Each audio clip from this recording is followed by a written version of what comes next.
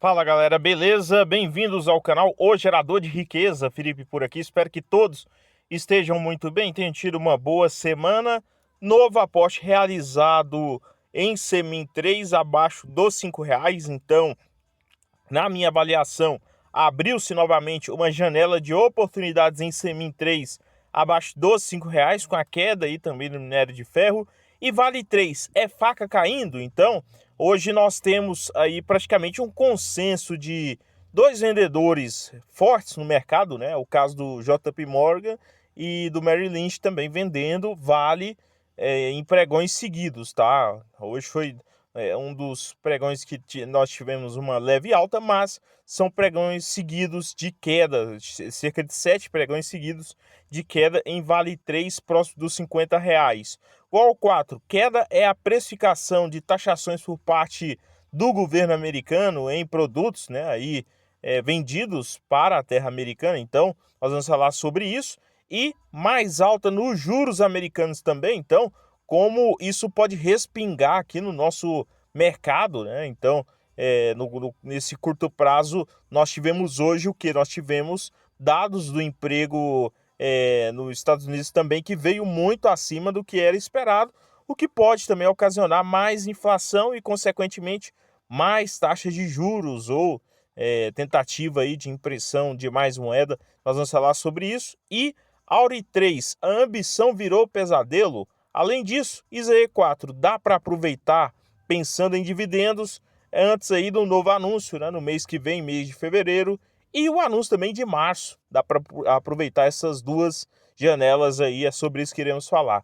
Hoje, então, o que nós tivemos? Vamos começar falando do S&P 500, queda de 1,54%, tá? Uma puxadinha aí para baixo, e isso pode sinalizar com queda em outros índices globais, tá? Então, por que pode piorar? E eu coloquei ali na capa do vídeo. Simples. Se você tiver uma correção no mercado americano, no mercado global, a tendência é ter essa correção, né, maior ainda, tá? Repassada. E, né, para quem já está pressionado, que é o caso do mercado brasileiro, você teria ainda ativos mais pressionados ainda com a saída de capital, tá? Semin 3, 4,85, hoje uma leve recuperação, 2,97%, mas marcado por um início de 2025 com boas entradas em oportunidade abaixo dos R$ 5. Eu vou falar sobre isso logo adiante. E Vale no 51, também uma boa aí janela de oportunidade que pode ainda ficar mais atrativo, né? O que está barato pode ficar de graça quando, na minha avaliação, se ela chegar ali nos 48, chegou nos 50, que era um preço bem interessante. Agora, se chega nos 48, com essa forte pressão vendedora e um fluxo vendedor de dois bancos de investimentos, o Merrill Lynch e o JP Morgan, nós teríamos aí, sim, mais janelas ainda de oportunidade. Não sabemos onde é o fundo. Há uma certa preocupação do mercado com relação ao preço do minério de ferro e demanda do minério de ferro, mas as oportunidades estão aí, né? Cabe a cada um se estruturar em relação a isso. ISA Brasil nos 22,60, 0,79 de queda, igual ao 4, que explica também essa queda, né? Nos 9,41, 1,77 hoje, marcada principalmente pela perspectiva de taxação, né, de empresas no mercado americano, tá, que faz aí essa transação. Então, é bem provável que ocorra o surgimento de novos impostos e Gerdau estaria nessa mira, tá? Auren Energia, 7,88. Então, a ambição da compra da ES Brasil virou pesadelo? Eu vou fazer um leve comentário no decorrer do vídeo. Vamos começar falando da Semin 3. Se você pegar ali da janela do dezembro para cá, dia 17 até agora, dá mais de 19% de queda, né? Então, e aqui desse slide, acho que dá para resumir bem o motivo do meu novo aporte em Semin 3. EV/EBITDA, menor número desde o IPO.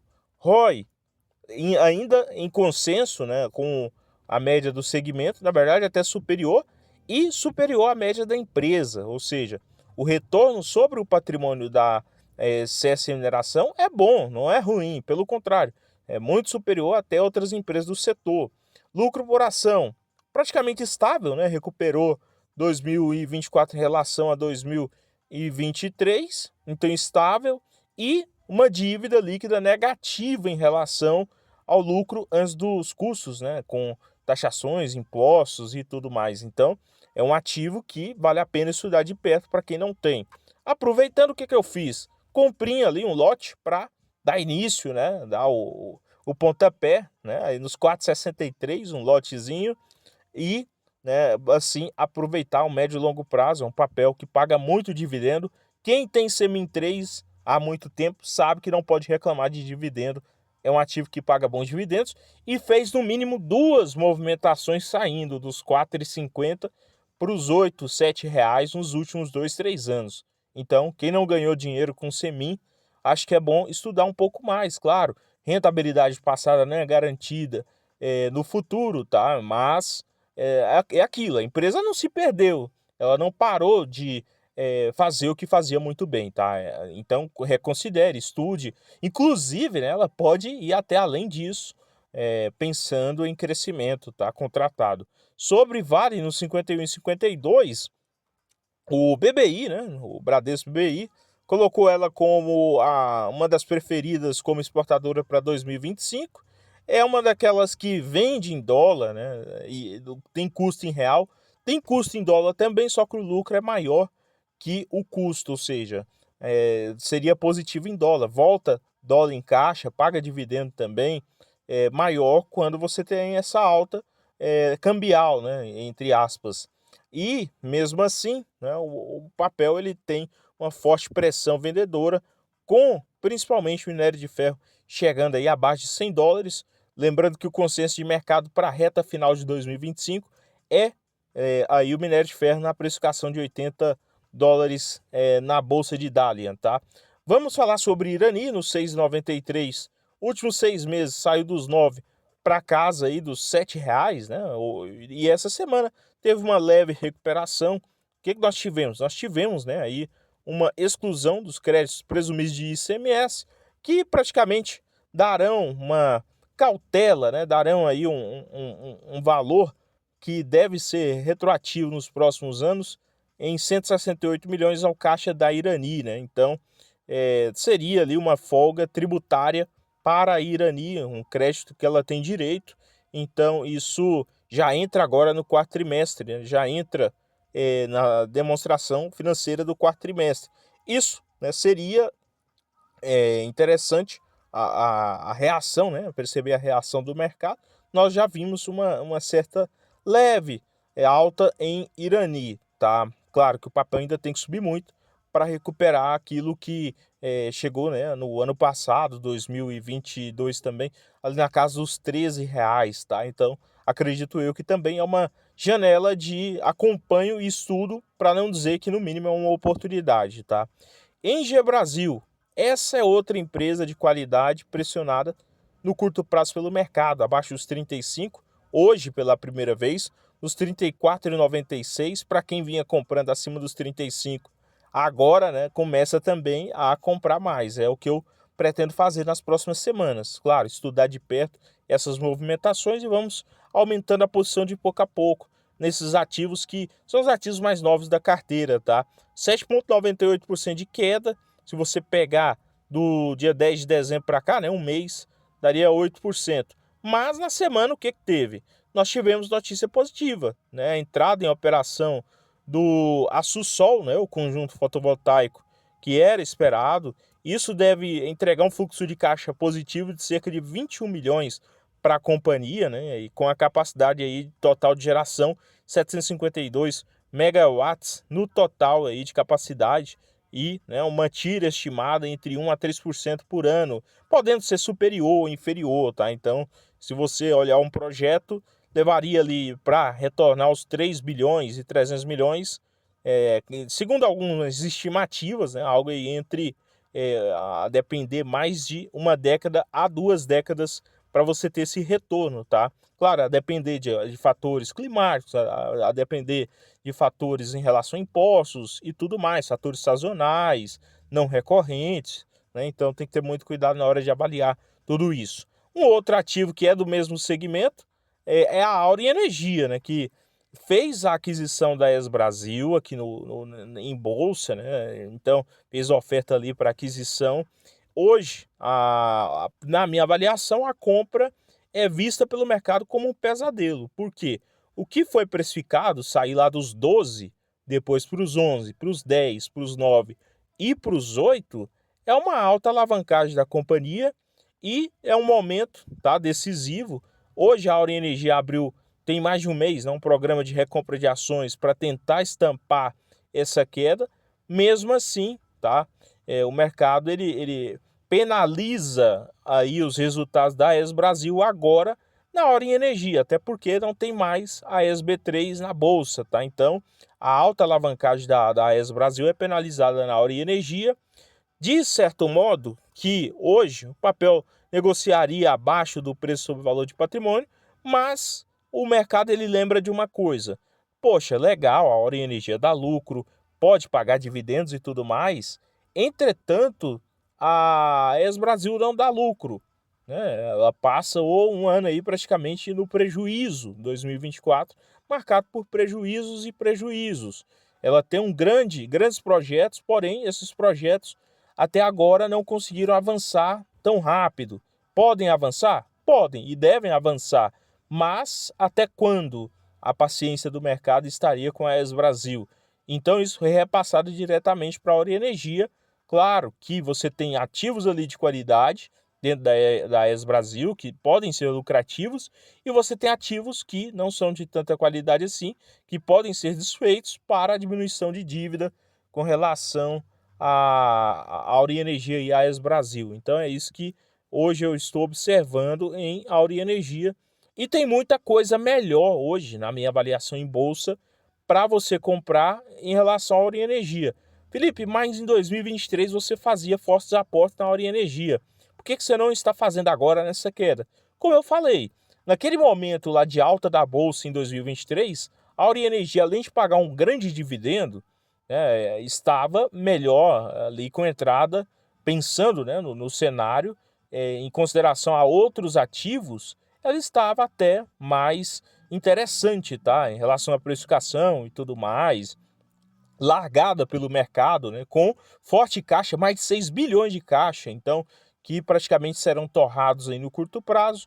Entretanto, hoje você tem outros ativos com qualidade até superior, que paga dividendo, pagando bons dividendos, menor endividamento no setor, que deve entregar também bons crescimentos e menos risco no curto prazo. Claro que as oportunidades também são únicas, né? E cabe a cada um também estudar o que faz sentido. Isso cabe também à Auren Energia, tá?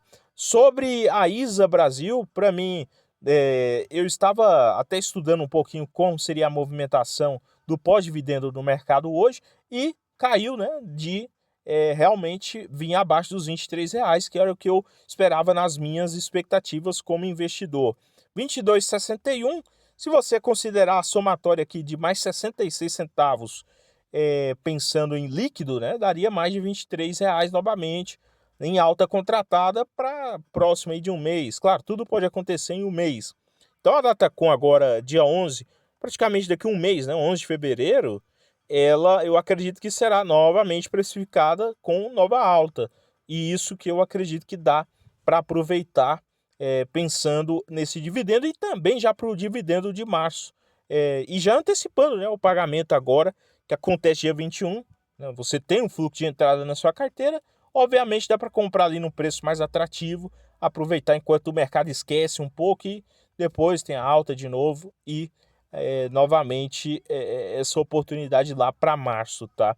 Por último, Taesa, um papel que tem muito tempo que eu não trago aqui nas notícias, nós tivemos, né, uma queda também. Quando você percebe que até a Taesa veio abaixo dos 33, é porque o mercado realmente está aí laterizado ou em baixa, tá? Ou viés de baixa. Nós tivemos 6% de queda nos últimos 6 meses, mas é entrada em operação, né, de mais um projeto aí para a receita da Taesa.